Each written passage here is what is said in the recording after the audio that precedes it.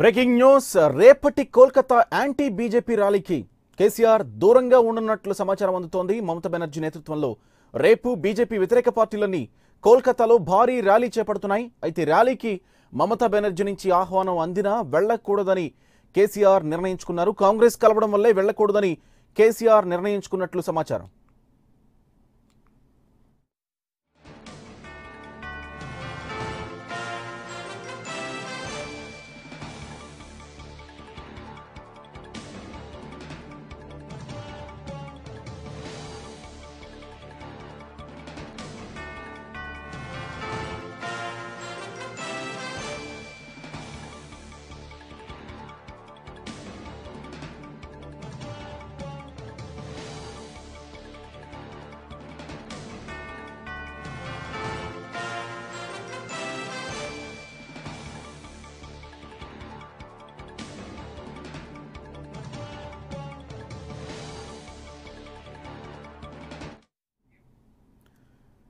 రేపటి Kolkata anti BJP rally వైపు దేశం మొత్తం ఎదురు చూస్తున్న నేపథ్యంలో కేసీఆర్ ఈ భేటీకి ఈ ర్యాలీకి దూరంగా ఉండబోతున్నట్లు వస్తున్న వార్తలు ఇప్పుడు ప్రకంపనలు రేపుతున్నాయి. ఒక సంచలనంగా మారాయి. కేసీఆర్ ఎందుకు వెళ్లట్లేదనేది తెలుగు రాష్ట్రాల్లో చర్చనీయాంశమవుతోంది.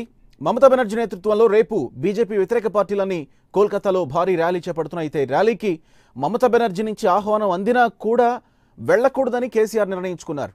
కాంగ్రెస్తో కలవడం వల్లే వెళ్లకూడదని కేసీఆర్ నిర్ణయించుకున్నట్లు సమాచారం.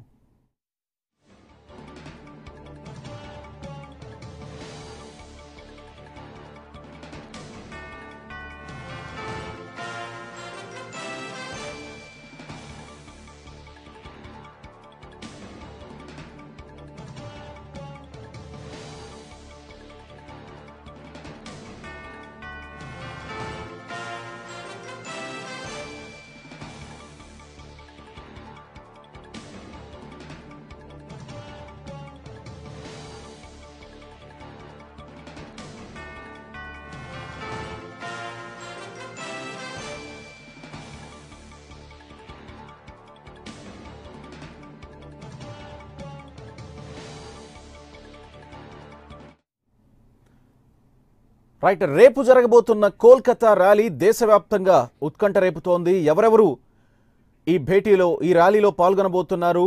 అలాగే మరోవైపు ఇటు ఫెడరల్ ఫ్రంట్ అంటూ కొన్ని ప్రయత్నాలు, మరోవైపు మహాకూటమి అంటూ కొన్ని ప్రయత్నాలు జరుగుతున్న నేపథ్యంలో ఇటు రేపటి కోల్కతా యాంటీ బీజేపీ ర్యాలీకి కేసీఆర్ దూరంగా ఉండనున్నట్లు సమాచారం అందుతోంది. మమతా బెనర్జీ నేతృత్వంలో రేపు బీజేపీ వ్యతిరేక పార్టీలన్నీ కోల్కతాలో భారీ ర్యాలీ చేయబోతున్నాయి.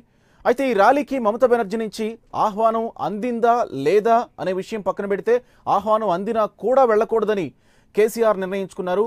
కాంగ్రెస్ ఈ ర్యాలీకి రావడం వల్లే కేసీఆర్ వెళ్లడం లేదు అని కొన్ని వార్తలు వస్తున్నాయి.